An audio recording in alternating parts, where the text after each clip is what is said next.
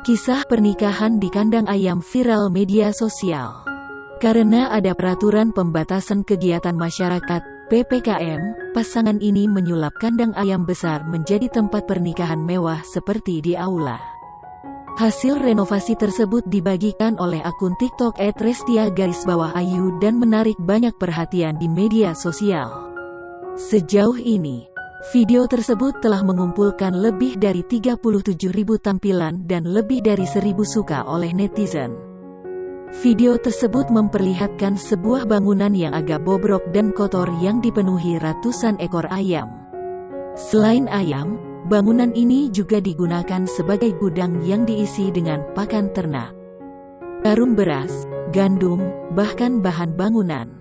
Pasangan tersebut harus menggelar akad nikah dan resepsi di gudang karena pembatasan aktivitas masyarakat akibat wabah COVID-19.